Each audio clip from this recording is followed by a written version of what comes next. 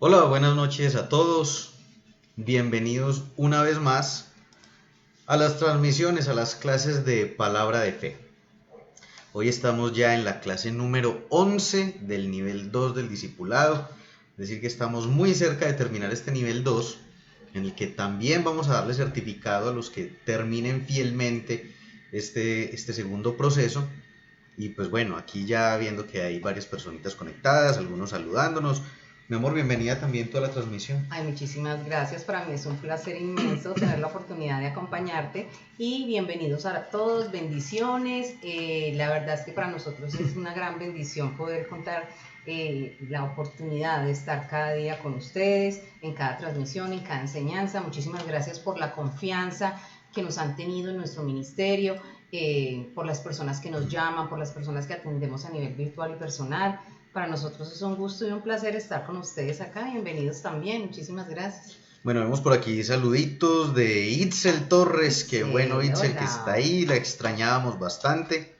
La pastora Yasmín y Dina, qué bueno Dina que está ahí, saludos también para usted. La pastora Yasmín nos dice bendiciones, ¿cómo están? Estamos muy bien, mejorando cada día. Muy bien, gracias a Dios, sí señor. Todavía con un poquito de tos como pueden ver, pero seguimos mejorando. Va disminuyendo, va retrocediendo la enfermedad y vamos avanzando nosotros. Amén, así es. En Cristo permanentemente. Claro que sí. Dina, Dina también, que es de las fieles en las conexiones. Por aquí nos saluda también Madeline Martínez. Hola, buenas noches también para usted. Qué bueno que están aquí con nosotros, acompañándonos. Bienvenidos todos. Y pues bueno, oremos para dar inicio a esta clase, que es la segunda parte. La primera parte la vimos el día jueves. El viernes fue la enseñanza del aceite de la unción, ¿cierto? La aceite de la unción. Sí, entonces tuvimos el jueves la primera parte del matrimonio, el viernes tuvimos la enseñanza del aceite de la unción. Hoy tenemos la segunda parte del matrimonio, Y pues bueno, seguimos avanzando en este camino de este discipulado. Muy avanzados ya en segundo nivel.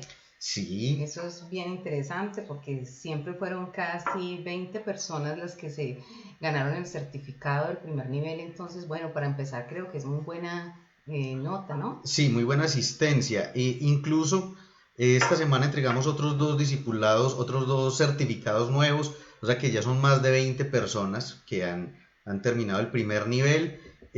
Otra persona hoy, Beatriz, ella me contaba, ella creo que es de México, no recuerdo exactamente si es de México, pero creo que sí.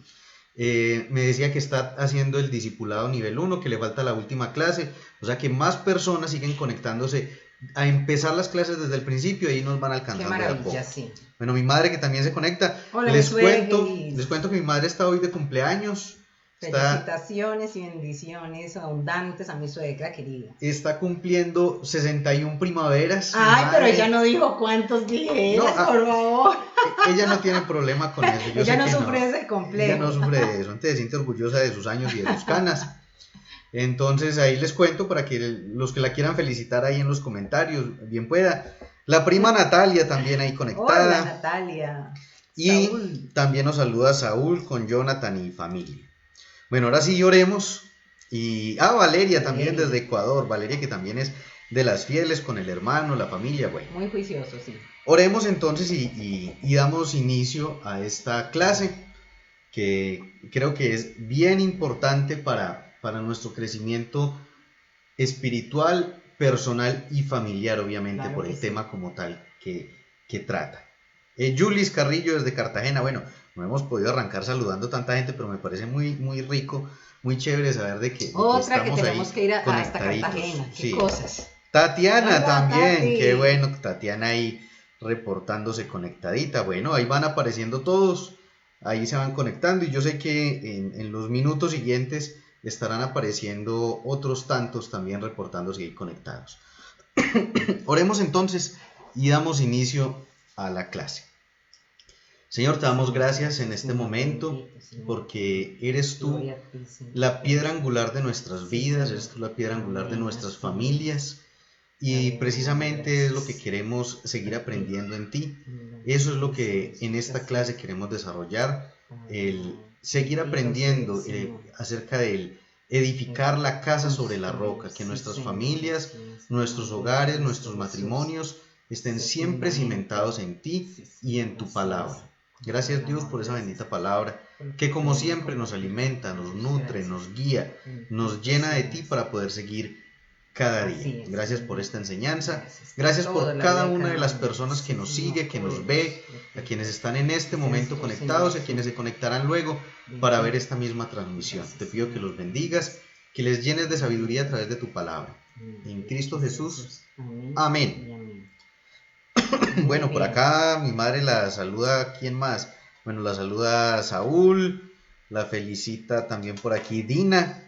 Muchas gracias Dina por eso, sí. Feliz cumpleaños para mi madre. A Cecilia desde México. Cecilia, hola Ceci, qué bueno que está ahí. Bueno, por aquí nos saluda también Juan Carlos Delfín Villota.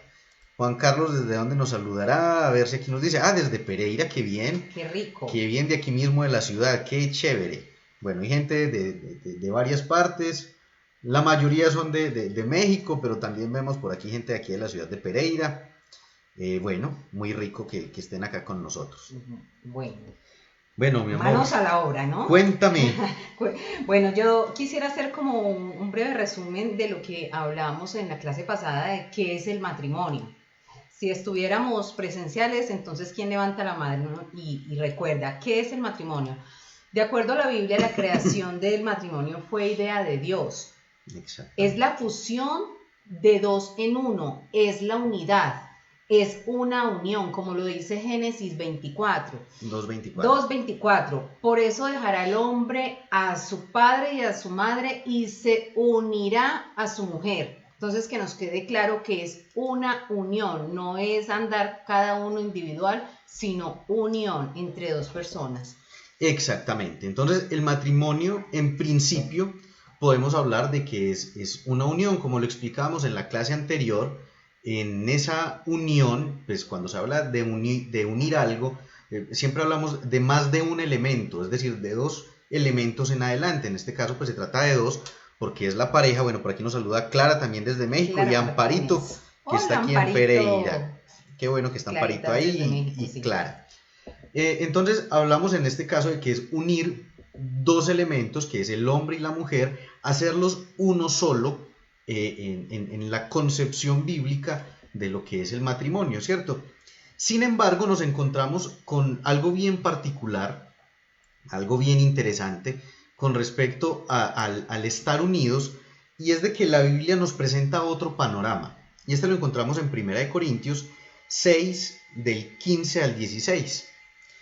Dice aquí el apóstol Pablo, dice: ustedes saben que cada uno de ustedes forma parte de la iglesia, que es el cuerpo de Cristo. Aquí quiero hacer un pequeño paréntesis, y es que la iglesia de Corinto tenía bastantes problemas. Tenía, dentro de su larga lista de problemas, eran problemas de inmoralidad dentro de la comunidad de los corintios, es decir, de la ciudad en general, de la provincia, porque era una provincia romana. Se desarrollaban cultos que incluían la ritualidad sexual. De hecho, habían lo que llamaban, había algo que se llamaba prostitución sagrada, es decir, eran prostitutas que ejercían su función en aras de rendirle tributo a los dioses paganos que tenían. Entonces, se había dado de que habían hombres dentro de la iglesia que seguían participando de ese tipo de rituales. A esto es a lo que está llamando la atención Pablo en este pasaje. Entonces dice: ustedes saben que cada uno de ustedes forma parte de la iglesia, que es el cuerpo de Cristo. No está bien que una parte de ese cuerpo, es decir, uno de los hombres de la congregación, que es la iglesia de Cristo, se junte con una prostituta. Y préstenle atención a este detalle. Dice: pues al tener relaciones sexuales se hace un solo cuerpo con ella. Así lo dice la Biblia. Los dos serán una sola persona. Aquí Pablo nos está citando precisamente Génesis 2:24. Cuando él dice: así lo dice la Biblia, los dos serán una sola persona, se refiere a ese pasaje con el que hacía la introducción mi esposa. ¿Qué quiere decir esto?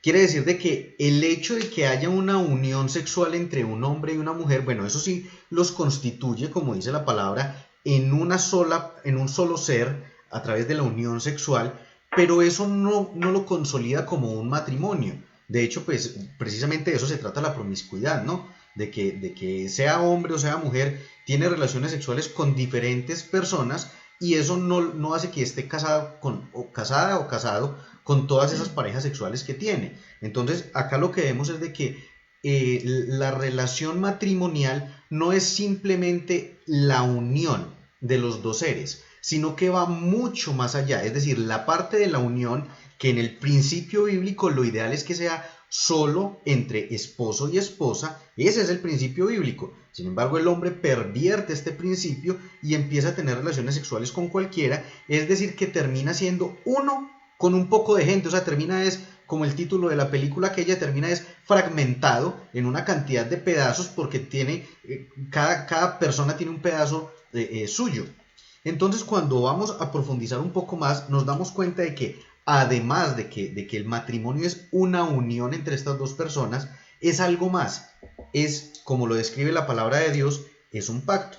¿Quieres decirnos algo, amor? Pues que lo importante es darnos cuenta lo delicado que es tener relaciones sexuales por fuera del matrimonio, porque es, a pesar de que no quedan unidos como tal y como el pacto que acabas de decir, pero se conjugan una serie de cosas. O sea, toda la parte de él pasa a ser mío, y todo lo que yo siento, mis emociones y mi vida espiritual pasa a ser de él, aún mucho más cuando se está casado y se cae en la fornicación. Entonces, eso es muy importante. Así es. Bueno, nos saluda también por aquí Estrella. Hola, Estrella. Y Tatiana, que me dice que está atenta con la prima Ceci viendo la transmisión. Bueno, precisamente, y aunque eso no hace parte del tema del matrimonio, sino que hace parte más de un tema de noviazgo, que en algún momento lo abordaremos también, pero precisamente por eso es que las personas que tienen una vida sexual demasiado dinámica, por decirlo de algún modo, son personas que viven vidas muy vacías y muy tristes, porque no están compartiendo su ser solo con una persona, entregando todo lo que son a una sola persona, sino a un poco. Entonces es como si cada una de esas personas se estuvieran llevando una parte de sí mismo. Ahora, volviendo a lo que estábamos hablando respecto al pacto, quisiera que miráramos Ezequiel 16:8. En Ezequiel hay algo muy fuerte, y es que Dios usa diferentes mecanismos a través del profeta Ezequiel para mostrarnos cómo su relación con Israel ha sido como la relación de un hombre con una mujer, hablándolo en el sentido matrimonial. De hecho, pone a Ezequiel a que se vincule con una prostituta. Bueno, eso se los dejo para que lo estudien ustedes en el libro del profeta Ezequiel, pero aquí puntualmente nos muestra algo que nos cae precisamente como anillo al dedo. Y dice Ezequiel 16:8: entonces pasé junto a ti y te vi, y he aquí, tu tiempo era tiempo de amores. Es muy bonito. Hola Marta, ¿cómo está? Bienvenida a la transmisión. Muy buenas noches. Es muy bueno si lo pueden leer ustedes en casa, porque si lo empiezan a leer desde el versículo 1, nos empieza a hacer el recorrido histórico desde Abraham, en un lenguaje poético que cuando hemos estudiado desde Génesis, pues nos damos cuenta a qué se refiere, porque dice que la conoció cuando era todavía pagana. O sea, sabemos de que Abraham fue sacado de una nación pagana, de Ur de los Caldeos. Entonces empieza a contarnos toda esa historia, y aquí cuando llega el versículo 8 nos está hablando ya cuando Israel sale de Egipto, que estaba ya lista para, digamos, contraer nupcias con Dios, para unirse con Dios a través del pacto de Sinaí, que fue el que se realizó con Moisés como mediador. Entonces lo leo de nuevo desde el principio. Ezequiel 16:8 dice: entonces pasé junto a ti y te vi, y he aquí tu tiempo era tiempo de amores. Extendí mi manto sobre ti y cubrí tu desnudez. ¿Por qué? Porque ellos estaban en una condición de esclavitud donde necesitaban la protección de Dios. Obviamente no lo agradecieron, todos sabemos el comportamiento deplorable que tuvo Israel en el desierto. Y sigue diciendo: te hice juramento y entré en pacto contigo, declara el Señor Dios, y fuiste mía. Entonces aquí Dios usa un lenguaje poético, usa la figura del matrimonio para referirse a esa unidad de él con la nación de Israel. Entonces ahí vemos cómo desde la vista de Dios, desde la forma en la que Dios concibe las cosas, el matrimonio es precisamente eso, un pacto. Él pone como ejemplo el matrimonio para manifestarnos o mostrarnos cómo era esa relación de él con Israel. Entonces vemos que el matrimonio, aparte de ser una unión física entre los dos, entre hombre y mujer, es también un pacto. Más que la unión, es un pacto entre los dos. Teniendo esa idea en mente, quiero que lo leamos de nuevo. Entonces, pasé junto a ti y te vi. ¿Verdad? Que es como el romance, como el noviazgo. Y aquí tu tiempo era tiempo de amores. Extendí mi manto sobre ti y cubrí tu desnudez. Te hice juramento y entré en pacto contigo, declara el Señor, y fuiste mía. Entonces vemos que precisamente lo que se trata del matrimonio es de un pacto. No es la mera unión de los dos cuerpos. Más allá de ese punto, es el pacto que hay entre las dos partes. Entonces, si queremos profundizar, si queremos ir un poco más, tenemos que ir en el lenguaje bíblico. ¿Qué quiere decir pacto? Y es que hay una palabra que es la palabra berit, que precisamente quiere decir pacto, pero que quiere decir convenio, quiere decir acuerdo, y que proviene de la misma raíz que significa encadenar, atar o poner grillos, como poner esposas, poner algo que ata a la persona. Ahora, los más pesimistas dirían: sí, ve, con razón no me caso, porque pues es uno como estar pagando una condena. De hecho, utiliza el término de poner grilletes. Pero no se refiere tanto a una condena, se refiere a que está atado, está ligado a alguien. Por eso, precisamente el pasaje que leíamos al principio, dice: el hombre dejará a su padre y a su madre y se unirá a su mujer. Porque es que tiene que abandonar todo lo demás para unirse a quien es ahora su esposa, a quien es su mujer, y de eso se trata el pacto. Yo renuncio a todo lo demás, y ese todo lo demás incluye a todas las demás mujeres, por lo mismo que acabábamos de hablar ahora, de que no se trata de estarse uniendo y uniendo y uniendo, sino de respetar el pacto que tenemos en común, respetar ese pacto, y por eso mismo me uno a ella, como lo explica la palabra Berit, como con grilletes, estamos atados, vinculados permanentemente, y ya no hay más involucrados en esa relación. Entonces algunos, sobre todo como con la corriente nueva del tema del feminismo y todo este rollo, dirían, no, pero entonces es que la Biblia es machista, porque aquí es desde la posición del hombre que dice, y fuiste mía, como si fuera un objeto. Pues no. Precisamente Cantares 2.16 dice, y esto es desde la posición de la mujer, dice, mi amado es mío y yo soy suya. O sea que aquí no se trata simplemente como de un enseñoramiento del hombre sobre la mujer, sino que es una pertenencia mutua. Ella es mía y yo soy de ella. No en el sentido de que la posesiono y la controlo y porque es mía entonces hace lo que a mí se me antoje, sino que al contrario, porque es mía yo la cuido, porque es mía yo la mimo, yo la considero, porque es mía yo la trato de una manera correcta. Y precisamente, mi amor, ahí es donde entramos a un tema muy importante, que es, teniendo en cuenta ese pacto, ¿cuál es el fundamento entonces del pacto matrimonial? Exactamente, esposo. Dice, por encima de todas las cosas, el amor debe ser el fundamento principal del matrimonio. Entonces dicen, pero ¿y cómo debe ser ese amor? Según la Biblia. Mira lo lindo que es este pasaje, lo completo, que me gustaría mucho, de hecho, leerlo completo, que es de Primera de Corintios 13, del 4 al 7. Y dice, ¿cómo debe ser ese fundamento del amor? ¿Qué es el amor? El amor es paciente, es bondadoso. El amor no es envidioso ni jactancioso, ni orgulloso. No se comporta con rudeza, no es egoísta, no se enoja fácilmente, no guarda rencor. El amor no se deleita en la maldad, sino que se regocija con la verdad. Todo lo disculpa, todo lo cree, todo lo espera, todo lo soporta. Entonces yo creo que ahí es donde tenemos que, por todo esto es fundamental realmente cuando tomamos la decisión de casarnos, que sepamos no solamente que estamos totalmente enamorados, que hay amor, sino que la persona nos haya demostrado que realmente nos ama. Porque no puede ser por compromiso, porque me tocó, porque me dejó el tren, porque es que ya me estoy quedando viata o viata, o porque, bueno, por infinidad de excusas que lo único que conllevan es a un fracaso definitivo, y lo digo con conocimiento de causa, fracaso definitivo si se hace por cualquier otra cosa que no sea realmente un amor. ¿No crees tú? Exactamente. Es que, como lo acabas de decir, el fundamento del matrimonio tiene que ser el amor. De hecho, porque ahí dice todo lo soporta, porque realmente el amor es el que cubre esa infinidad de situaciones, como lo dice también la palabra. Exactamente, y como lo vimos en una de las clases del discipulado pasado, creo que fue en la naturaleza de Dios, veíamos cómo Juan nos dice, Dios es amor.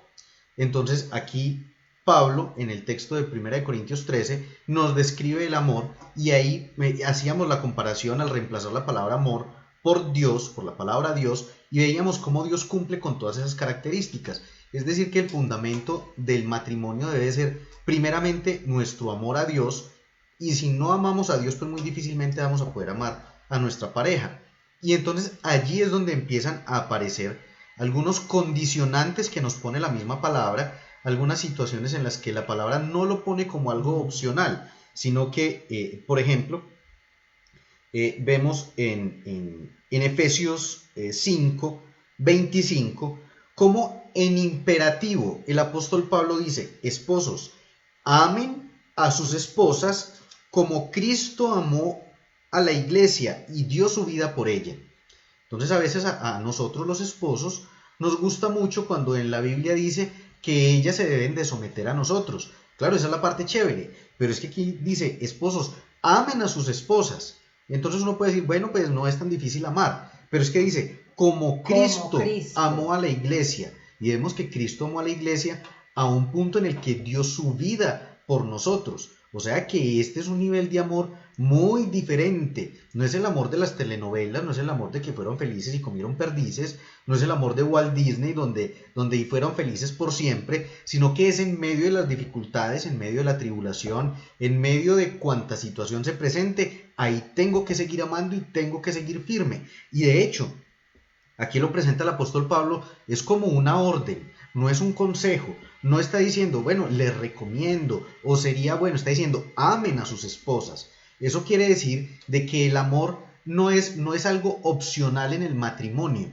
El matrimonio es como lo decía ahora mi esposa, el amor mismo es el fundamento del matrimonio. Por lo tanto, si no hay amor del hombre para la mujer, es muy difícil esperar a que la mujer dé ese respeto que a veces los hombres esperamos. No, y ahí es donde, esposo, yo te digo que utilizan mucho los religiosos. Sométasen a su esposo, sométasen a pesar de puntos suspensivos. Así no debe ser. Siempre debe ser un equilibrio, siempre debe estar ningún mandamiento de Dios por debajo de las personas. Ninguno hace que las personas se sientan miserables, que se sientan infelices. Entonces yo creo que eso tiene uno que tenerlo muy en claro, de que no es vivir bajo un yugo de esclavitud, de órdenes, porque sí yo me someto, pero al mismo tiempo él debe amarme y no tratarme con debilidad, porque dicen como vaso frágil. No lo confundan con debilidad, sino que realmente como algo muy especial, como lo acaba de decir mi esposo, de amar como Cristo amó a su iglesia.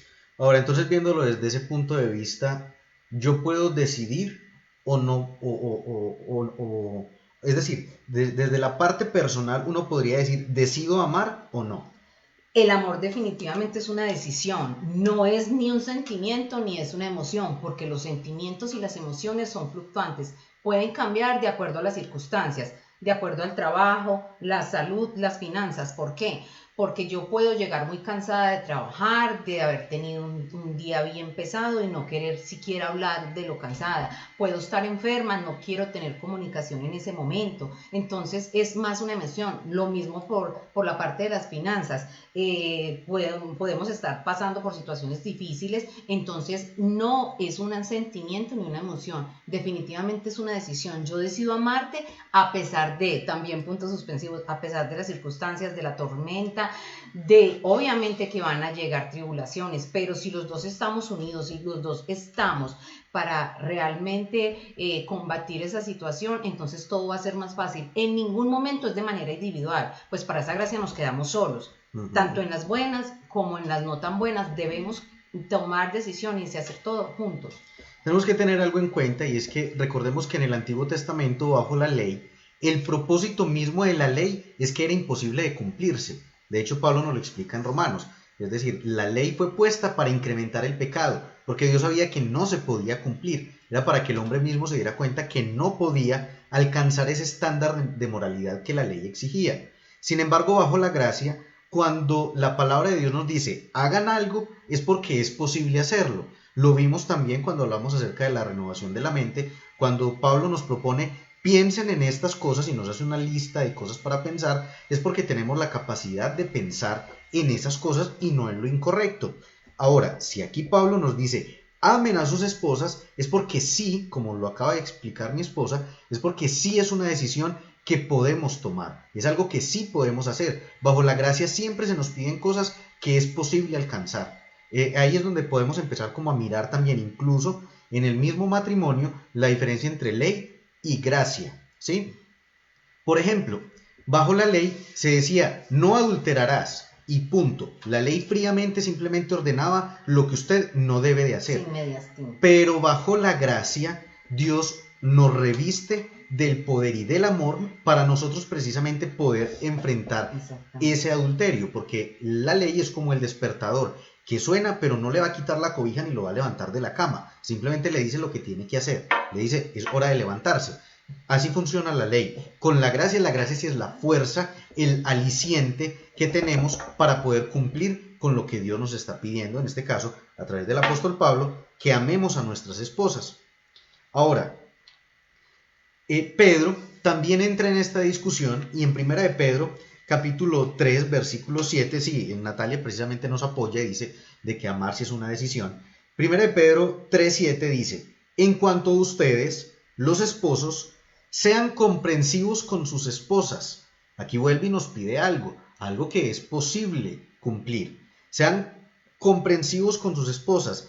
Reconozcan que ellas no tienen la fuerza de ustedes, en lo que en la versión Reina Valera dice que son vasos frágiles. Reconozcan que ellas no tienen la misma fuerza de ustedes, se refiere a la fuerza física, pero que también a ellas Dios les ha prometido la vida eterna. Amén. ¿Qué quiere decir esto? Que el hecho de que la mujer pueda tener menos fuerza física no la pone por debajo en dignidad del hombre, porque tanto para el hombre como para la mujer se ha ofrecido la vida eterna.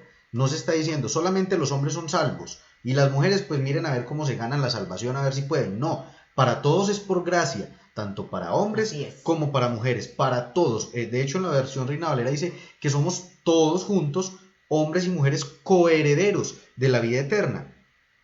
Lo que me parece más interesante es cómo cierra esta frase Pedro, y es que dice: si ustedes lo hacen, le está hablando a los hombres, Dios escuchará sus oraciones.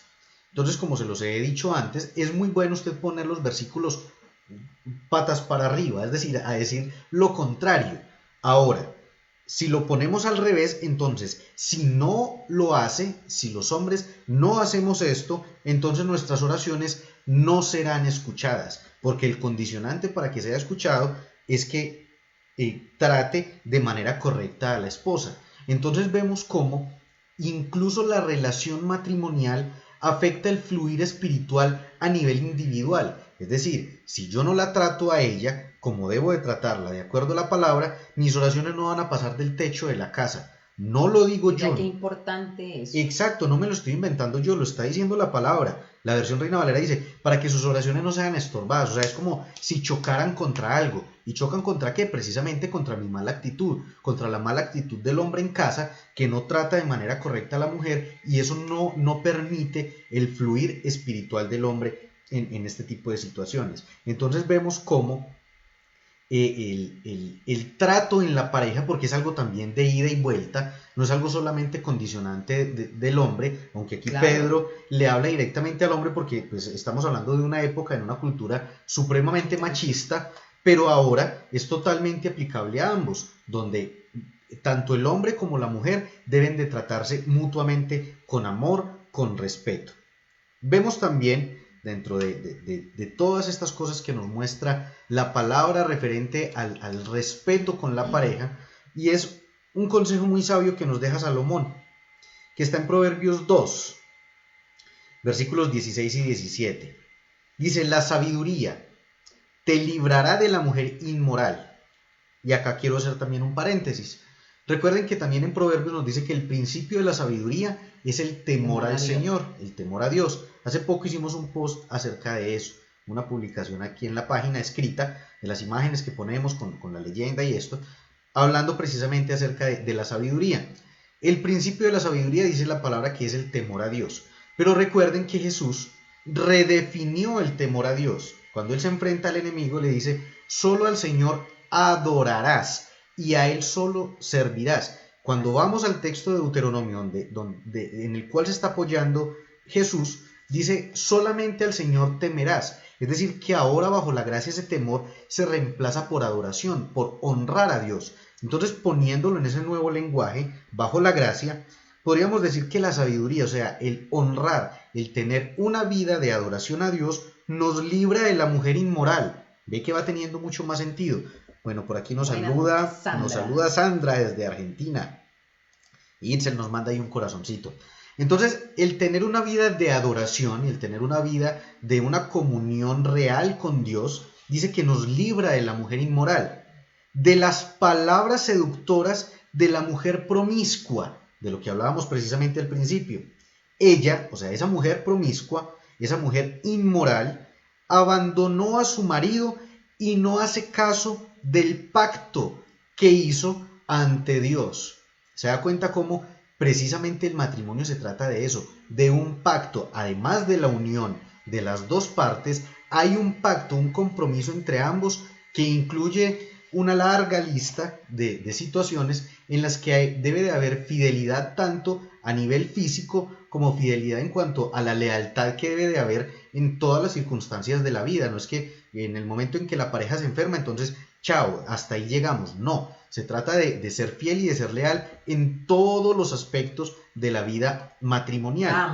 Ambos, es de parte y parte. Y aquí nos dice que el tener una vida de sabiduría, o sea, de honrar a Dios, de adorar a Dios, ese estilo de vida es lo que nos libra a nosotros los hombres de las mujeres inmorales que andan como con una red mirando a ver qué pescan, mujeres con palabras seductoras, y dice que ese tipo de mujeres abandonan el pacto que hicieron delante de Dios con su esposo para ir a buscar a otros hombres a ver qué casan. Entonces, aquí está la importancia de tener una relación correcta con Dios, sobre todo basada realmente en la gracia, en el evangelio de la gracia, que es lo que nos fortalece para hacerle frente al pecado, para hacerle frente a la maldad, para hacerle frente a todo este tipo de situaciones. Y de ese modo, cuando tenemos una vida de adoración, una vida de honrar a Dios, definitivamente eso redunda en nuestra relación de pareja, y así nuestras oraciones no van a ser estorbadas, como decía precisamente el pasaje de Pedro. Entonces vea que todo va conectado, todo va unido, porque como les he dicho antes, la palabra de Dios no se contradice, ella se complementa entre sí. Por aquí nos saluda Nelly Reséndez. Nelly, ¿desde dónde nos saludará Nelly? Sería bueno que nos contara desde dónde nos saluda. ¿Querías agregar aquí algo, mi amor? Con respecto al pacto, que es muy importante saber que por eso precisamente los que nos hemos casado, cuando uno se casa no es firmar un papelito de media hoja, es una escritura completísima donde trae una cantidad de requerimientos que uno tiene que cumplir. Entonces, cualquiera de los dos que dañe ese pacto, entonces lo veremos el próximo viernes. Exacto, la clase del viernes vamos a ver algo muy interesante de cómo la religión ha tergiversado el tema del divorcio. Quiero que entiendan de una vez, por favor, o queremos hacernos entender más bien, que es la expresión correcta. No se trata de que nosotros alentemos al divorcio, no se trata de que nosotros nos gusta ver parejas divorciadas, para nada. No. Y Dios conoce nuestro corazón y sabe que no es de ese modo. Pero tampoco nos gusta ver vidas arruinadas.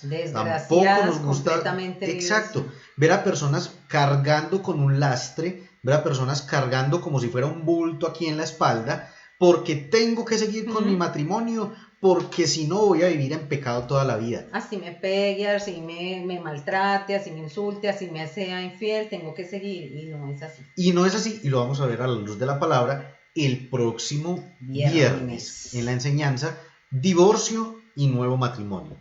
Pero precisamente, a propósito de eso, Mateo 7:12 nos dice: haz a los demás todo lo que quieras que te hagan a ti.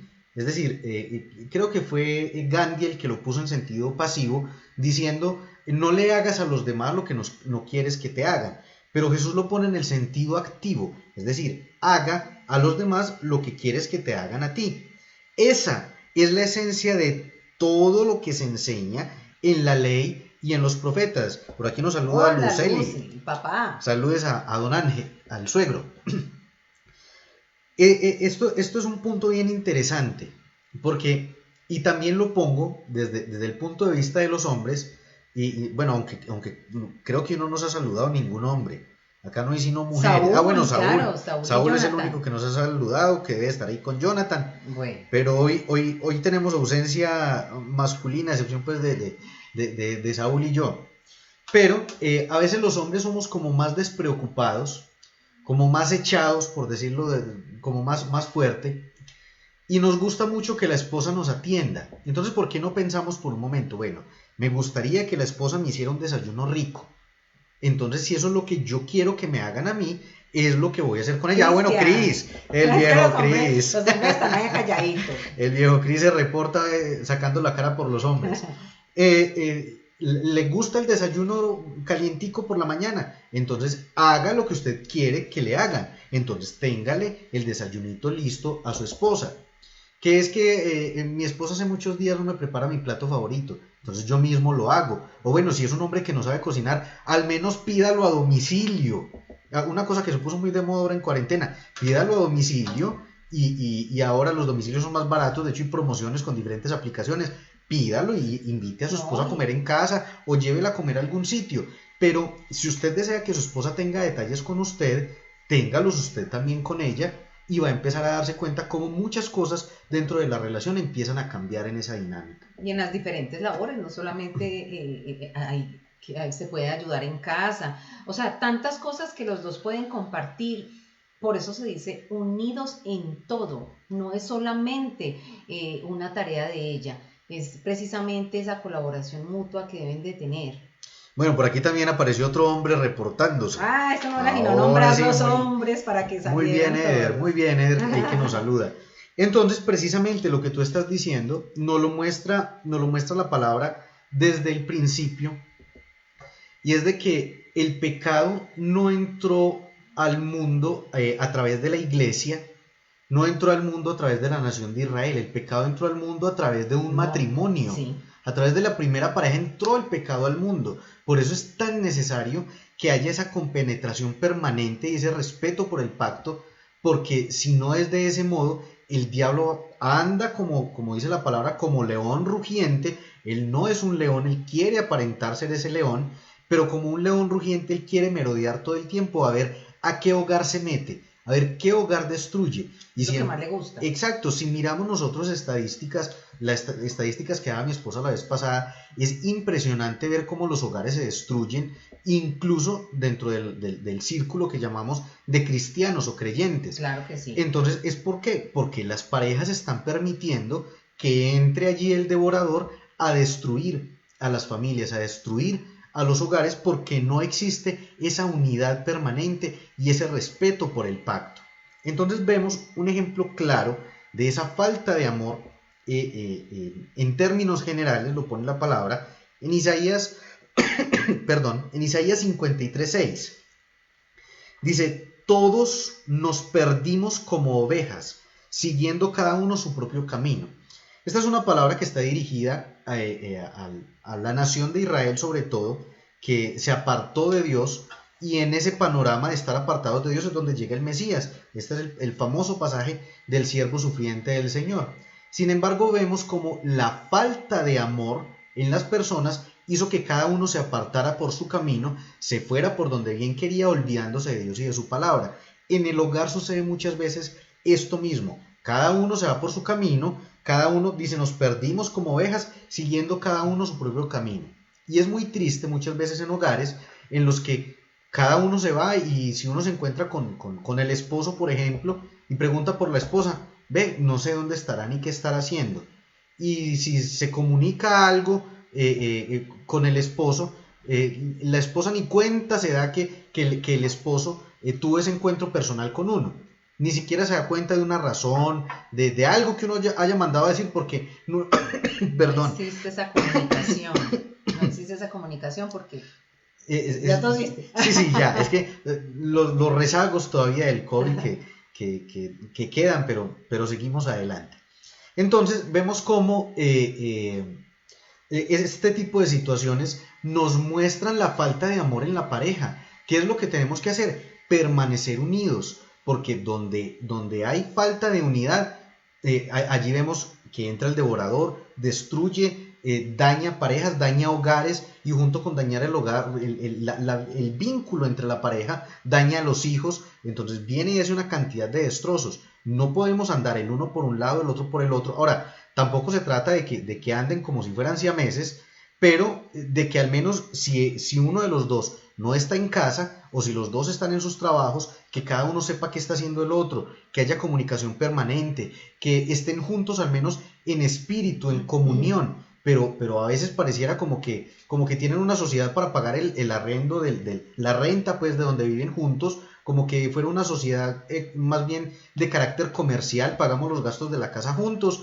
vivimos juntos, pero no hay una unidad realmente. Lo que debemos de hacer es vivir en amor, vivir de la manera como la palabra de Dios nos propone, que es vivir respetando el pacto, vivir juntos, no solo juntos de que compartimos un mismo habitáculo, una misma residencia, sino de que hay unidad realmente como pareja.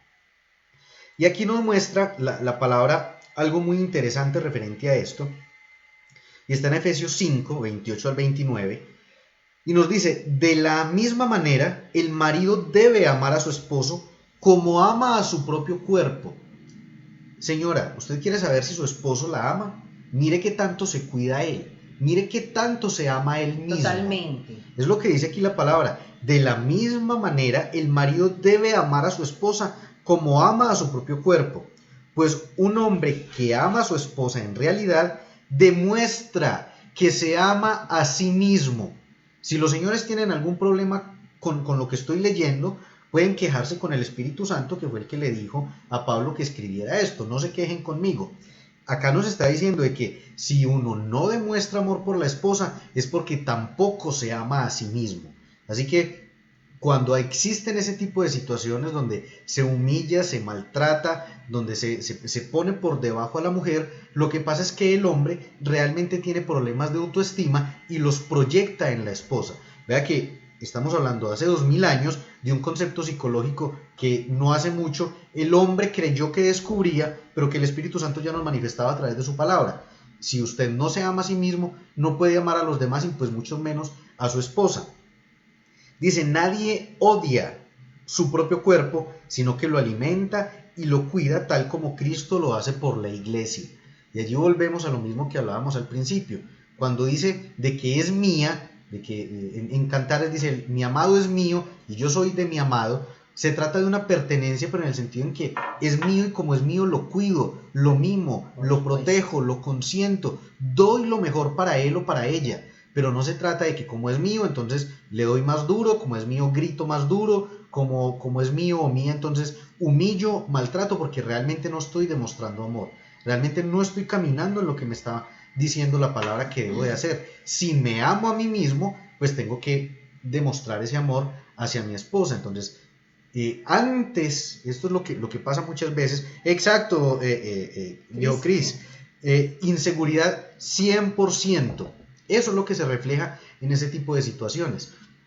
Entonces, en lo que uno se debe de fijar antes de casarse es qué tanto se ama a la persona. Si usted ve que la persona sale a la calle de cualquier manera, no se preocupa por él, no se preocupa por su salud, por su bienestar. Tiene malos hábitos. Exactamente. Ese tipo de cosas nos demuestran. Si no se ama a sí mismo, menos me va a amar a mí. Entonces más bien venda la argolla o haga alguna otra cosa, no. Pero no se vaya a casar, si ese es el caso. Y si ya se casó, sí. Y si ya se casó, el viernes hablamos de eso. Entonces, aquí el punto es: ¿quiere saber qué tanto se ama a su esposo a sí mismo? Vea cómo la trata. Y viceversa, también en el caso de los señores. Si su esposa no lo trata de manera correcta, es porque ella no se ama a sí misma y está, como nos dice Cristian, llena de inseguridades.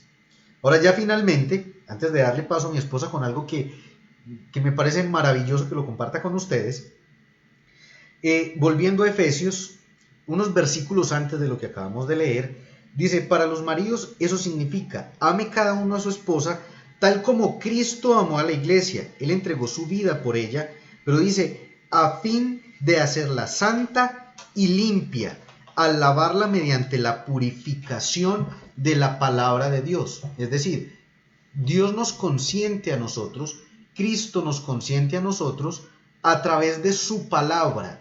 De esa forma Él nos ha demostrado su amor, no solo a través del gran sacrificio, de todo lo que hizo en la cruz, de todo lo que hizo a lo largo de su ministerio, de todo lo que sigue haciendo delante del Padre, mediando por nosotros en el pacto que se estableció, sino que lo hace al dejarnos su palabra. Con su palabra Él nos mima y nos consiente.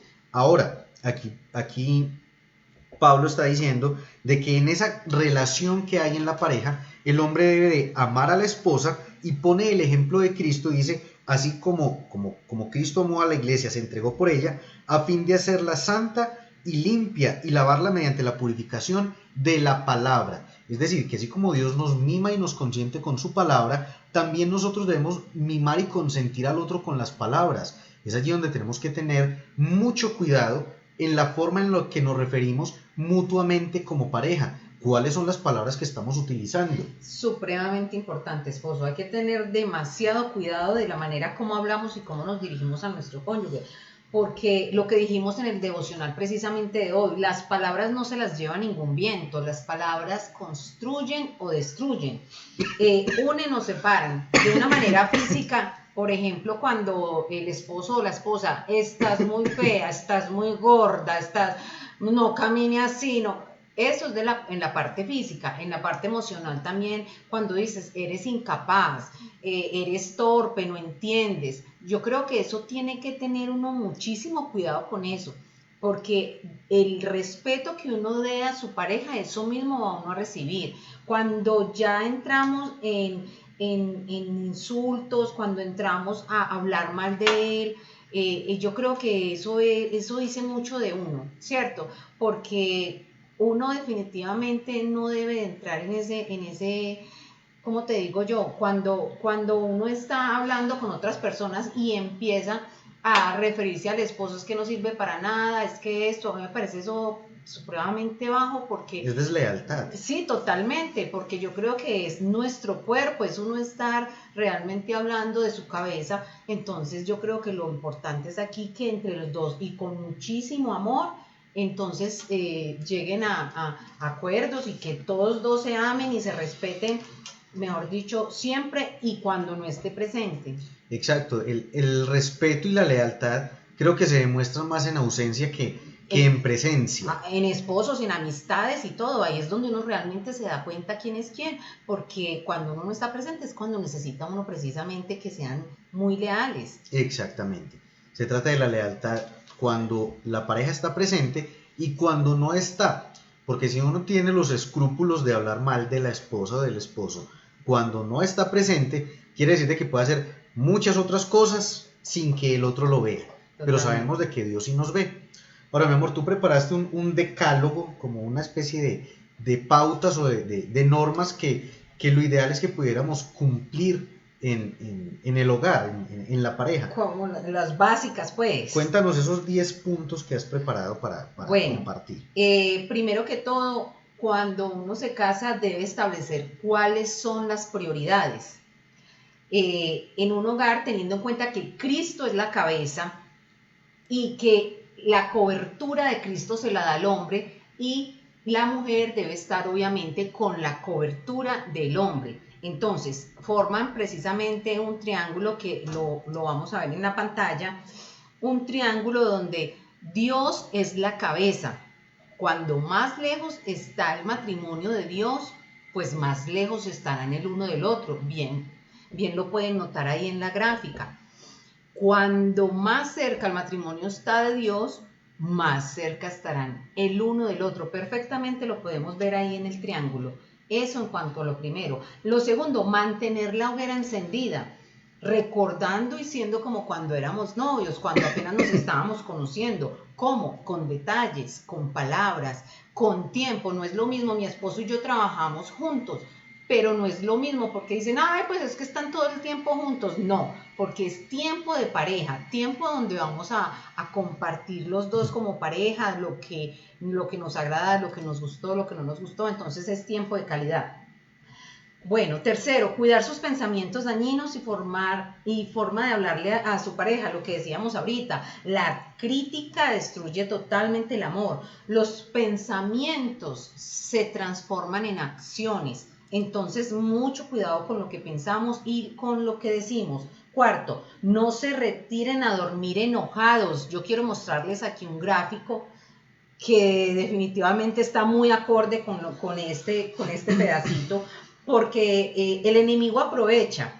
En Efesios 4:26 lo dice muy claramente, que no se ponga el sol con ustedes enojados, porque el hombre se va a dormir al sofá o viceversa, se queda el otro en la cama y resulta que el enemigo viene en la mitad de los dos a hacer y deshacer y mejor dicho pare de contar, porque ahí es donde él hace fiestas. Entonces nada, antes de acostarse, hablar de lo que está pasando, cuál es la solución que debemos tomar. Quinto, en la medida que sea posible, oren juntos. Eso es supremamente importante, porque esa unidad van derechito a las peticiones, a la acción de gracias hacia el Señor.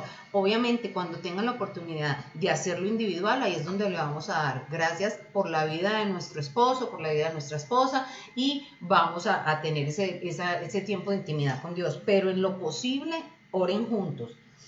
Deben tener intimidad y privacidad con sus asuntos. La vida de ustedes como hogar es privada, no es pública. No es para decirle al vecinito, a la de la tienda, ojalá menos a la familia, porque generalmente, lo digo por cualquier parecido con la realidad, es pura casualidad, es que la familia generalmente no es creyente. Entonces lo que hacen son dar consejos que desvían totalmente la solución y la alejan cada vez más de la palabra. Entonces ahí hay que tener muchísimo cuidado. Encontrar un punto de equilibrio para los gustos. Esto es supremamente importante y mi esposito podrá dar fe de esto. Es que si a él le gusta muchísimo el fútbol y a mí no, pero para nada, entonces tener esos tiempos de que él pueda ir, pueda jugar sus partidos, pueda inclusive yo poder ir a acompañarlo. Lo mismo ella le gusta mucho el cine.